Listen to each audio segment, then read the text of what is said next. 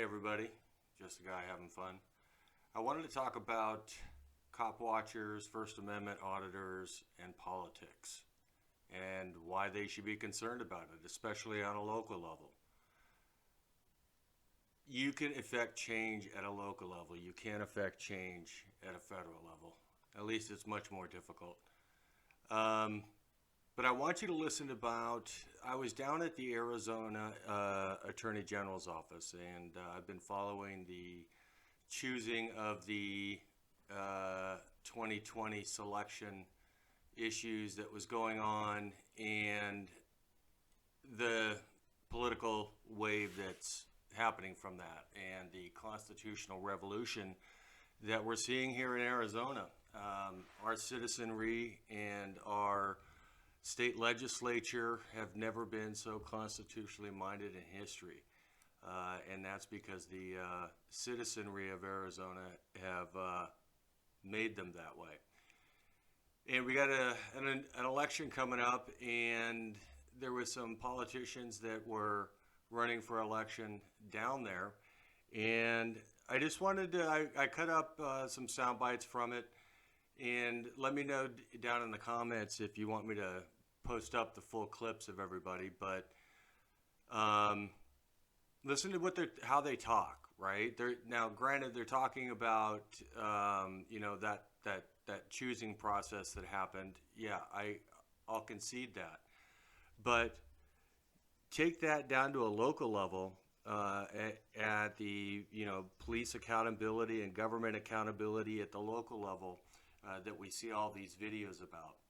And are these the people that you want in office that you can literally take the words out of their mouth from when they're talking about, selections and things of that nature, and replace that with police accountability or replace that with government accountability?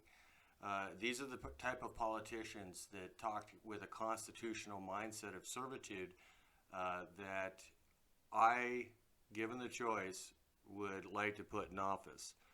So I encourage everybody to, as we have more elections coming up in the coming year, that you research your candidates and don't just vote one side or the other.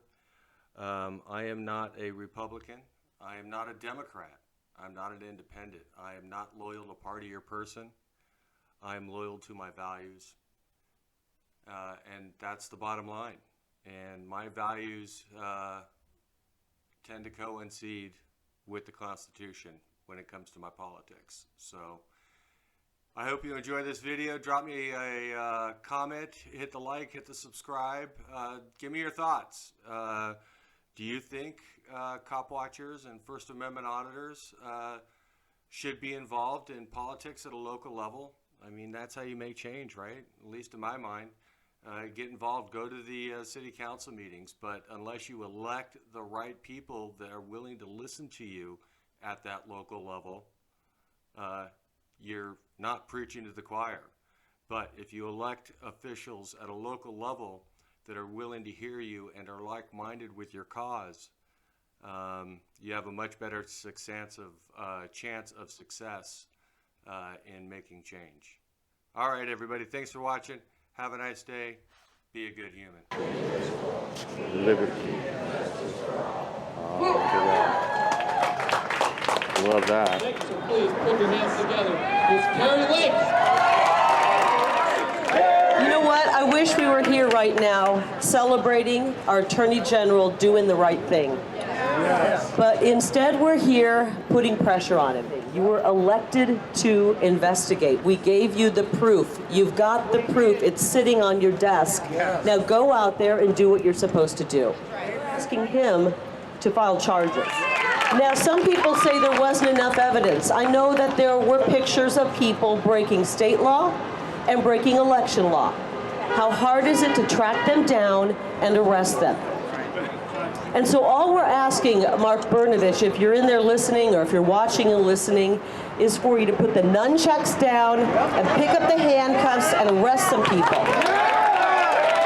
If there are people at the lower level of this food chain that can be identified who have engaged in criminal activity, why wouldn't you want to take the opportunity to try and flip them to go up the food chain? I will tell you, there are many signs around this that suggest to me that we are looking at a racketeering case. I'll try and summarize what I just said. There's a whole lot of evidence that suggests both incompetence and criminality. So please, by the way, I hear he's running for Senate. Please welcome Mr. Jim Lehman. Well, fellow patriots, thanks for coming out on this beautiful, chilly Arizona day. I know you are interested, as I am, in preserving our democracy, or you wouldn't be here today. I served you as a U.S. military officer, as a paratrooper, in the Cold War in Germany. And guys, what I saw firsthand was literally across the field from where we were in West Germany over to East Germany, the thousands of tanks that it took in a communist regime to keep their own citizens in their country. And the few people that were fortunate to escape and told the horrors of what it's like to live without freedom that we so amply enjoy. Patriots, that's on the line right now in our country. In the Revolutionary War, only 8% of our citizens stood up and fought. Some even gave comfort in their establishment homes to the British generals. Thank you, those who worked the elections for your service. Come on up. That makes me laugh. Guess what, people? We're all media. Let's get him. And I tell you what, I could come up here and I could complain about this Attorney General and the things that I was dissatisfied with over the years.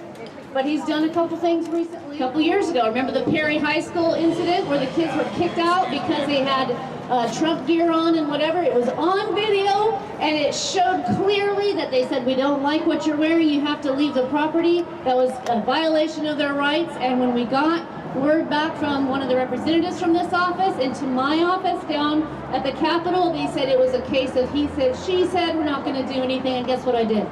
I kicked them out of my office and said, come back when you're going to do something, right?